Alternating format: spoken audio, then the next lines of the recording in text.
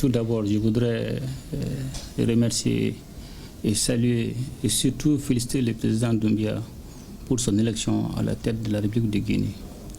Aussi saluer les liens de fraternité et de coopération qui unissent nos deux États. La Guinée et le Mali sont liés non seulement par l'histoire, depuis le temps du fait président Sékou Ahmed Touré et le président Modibo Keïta. Nos deux pays partagent des relations de bon voisinage. Aussi, nous sommes liés par la culture et surtout par la géographie.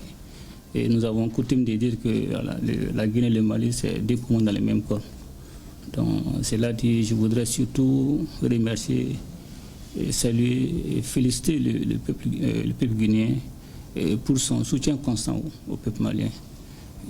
Nous rappelons quand il y a eu les sanctions illégitimes, illégales, inhumaines de la CEDEAO, la Guinée a été l'un des pays non seulement à faire un communiqué officiel pour dénoncer ces sanctions, aussi soutenir ouvertement le peuple malien dans ces moments difficiles.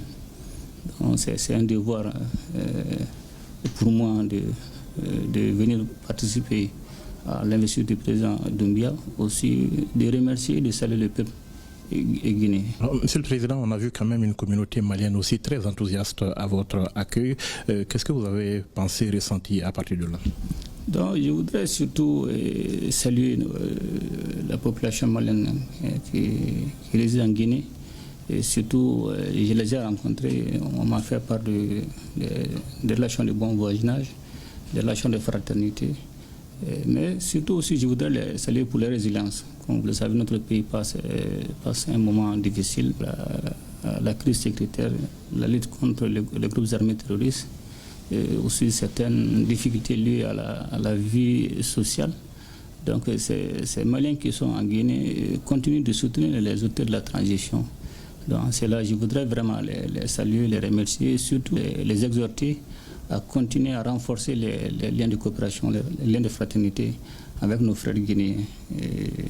Et je voudrais aussi profiter une fois de plus, les demander encore d'expliquer davantage la vision que nous avons prônée, la vision Malikoura Niatasra, Kabé Samba Flani, Biron Sabama, qui nous donne une nouvelle vision pour le développement et surtout la sécurisation de notre pays.